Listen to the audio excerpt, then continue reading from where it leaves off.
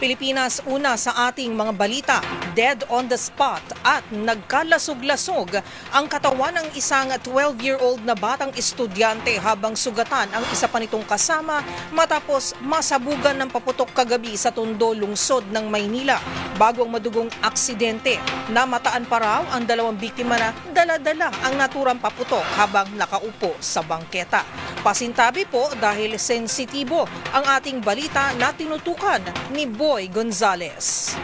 Nasawi ang isang 12 anyos na bata lalaki habang sugatan ang isa pa matapos ang pagsabog ng paputok sa A. Lorenzo Street malapit sa kanto ng Osiebad Santos Avenue, Tondo, Maynila, gabi ng December 28. Batay sa ulat ng Manila Police District Station 7, naganap ang insidente bandang alas 9 pasado ng gabi.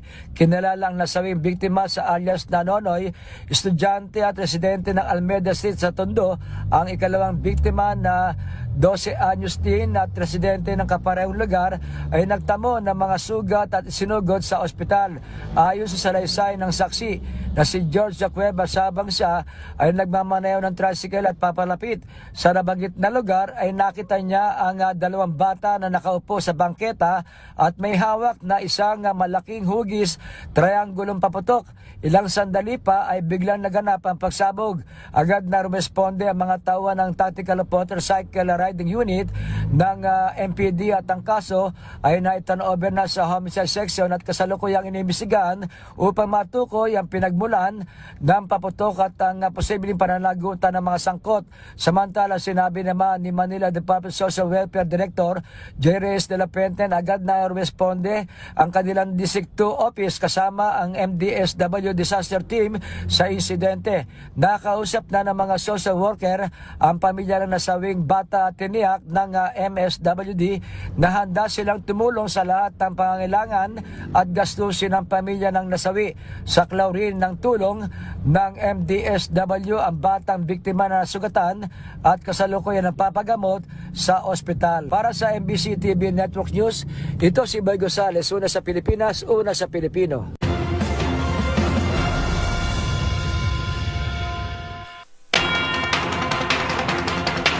Sa kaugnay na balita, nasabat ng pambansang pulisya ang higit 100,000 iligal na paputok ilang araw bago ang Salubong 2026. Ang buong detalye tinutukan live ni Edniel Parosa. Edniel.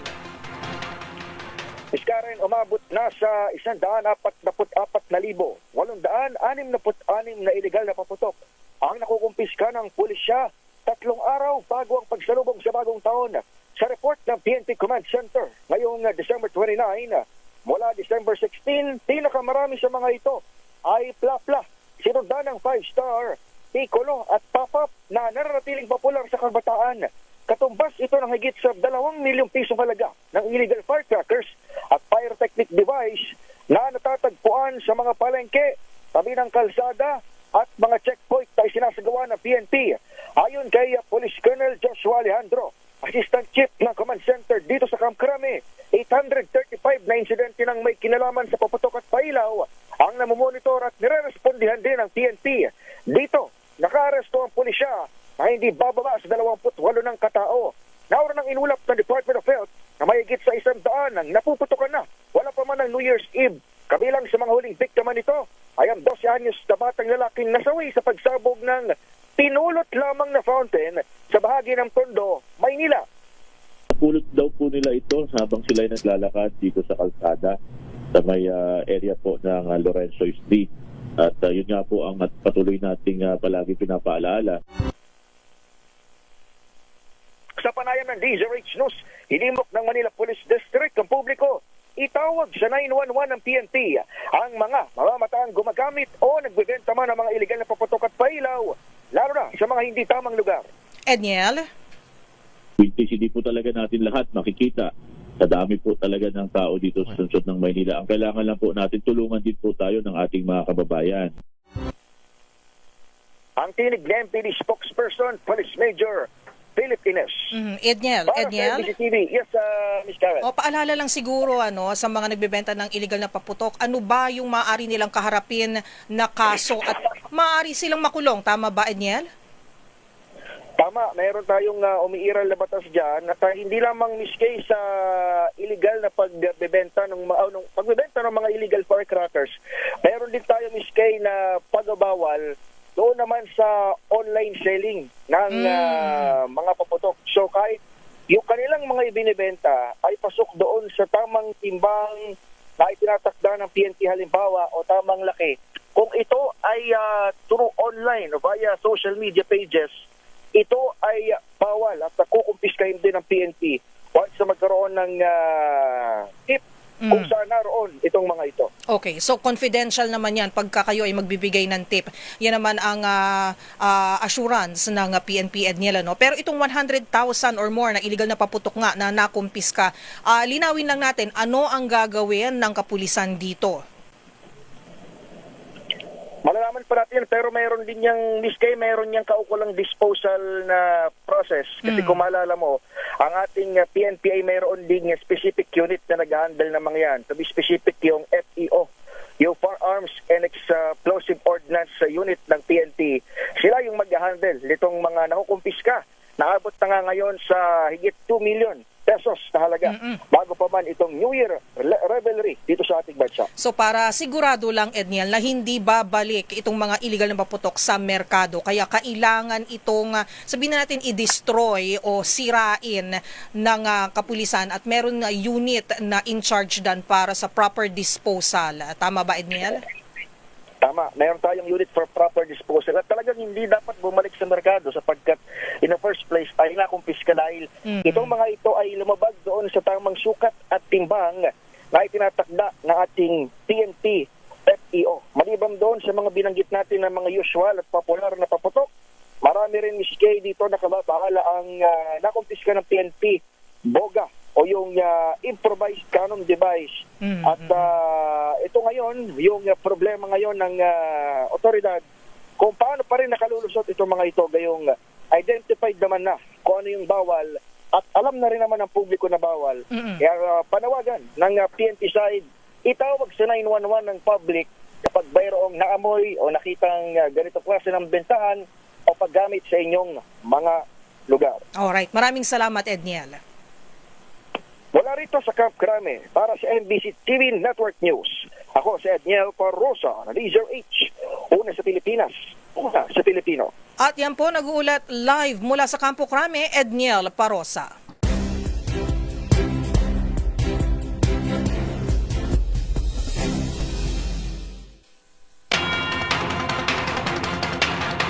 Tuwing Christmas party, malamang ay karamihan sa mga umaasang manalo sa raffle ay nagdarasal ng todo para sa mga magagarbong premyo tulad ng mga appliances at gadgets. Katulad ni James Galanque. Ano ba yung naiuwi mo? Telebisyon na 60 inches. Meron bang ganon? Gaya na lamang ng netizen na ito na nakatanggap ng brand new PC o personal computer set sa kanilang party. Ngunit imbis na matuwa, abay, nadismaya pa ito. Kung bakit nga ba ito ang kanyang naging reaksyon, panoorin sa report ng ating grand prize winner na si James Galanque. Computer na sana, naging lugaw pa. Yan na lamang naging reaksyon ng lalaki sa viral video na imbis makuha ang inaasam niyang PC set, na akala isa itong complete computer set, ang ibig sabihin pala ng PC ay pansit canton pala.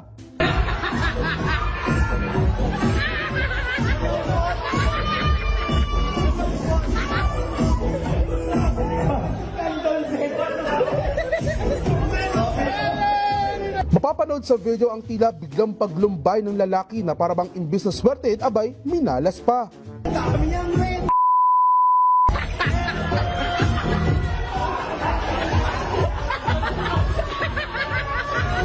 Umali naman ang mga nakakatuwang comments ang video kung saan tanong ng ilang mga netizen ano raw ang specs o specifications ng PC na kanyang napanalunan.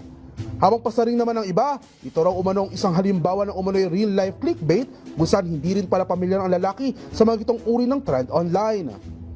Samantala, humakot ang naturang video na may 2 million views at 31,000 likes sa Facebook. Para sa DZRH TV, ito si James Galanque, una sa Pilipinas, una sa Pilipino.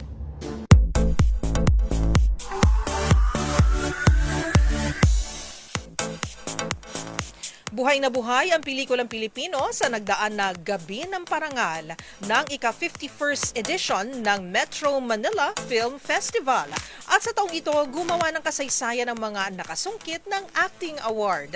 Narito ang report ni Showbiz Angel. Maraming salamat po. Maraming salamat. At last! Si Unkaboggable star Vice Ganda ang itinanghal na Best Actor sa nagdaang gabi ng parangal ng 51st Metro Manila Film Festival. Ito ay para sa kanyang pagganap bilang Twinkle sa comedy drama na Call Me Mother mula sa direksyon ni June Lana na naiuwi rin ng Gender Sensitivity Award at Third Best Picture Trophy. Nagugustuhan pero hindi pinipili. O mas nasasanay ako dun sa napipili pero hindi maaari. But tonight, maaari na. It's really 2025. And it is really possible. And it is real.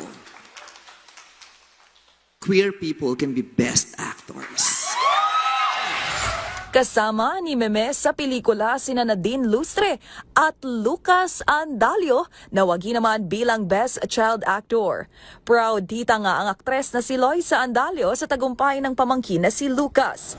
Maraming salamat po sa pagkakataon na ito para mabigyan kami ng boses at mapakita namin na kaya rin namin umarte. Historic win din ito para kay Crystal Go, ang kauna-unahang nakasungkit ng MMFF Best Actress Award na may Down syndrome. Tinalo niya sina Angelica Panganiban, Nadine Lustre at Bianca De Vera matapos bumida sa pelikulang I'm Perfect na siya ring ginawaran ng titulo bilang 51st MMFF Best Picture. Person with Down syndrome, persons with disabilities, you made history tonight para sa inyong lahat to. Samantala, ang screen veteran at Bar Boys after-school star namang si Odette Khan ang wagi ng Best Actress in a Supporting Role. Habang si Tom Rodriguez ng Second Best Picture na Unmarry ang Best Actor in a Supporting Role. Mapapanood ang 8 official entries ng 51st Metro Manila Film Festival hanggang January 7, 2026. Para sa MBC TV Network News, ito po ang Showbiz Angel ng DZRH TV. Una sa Pilipinas, una sa Pilipino.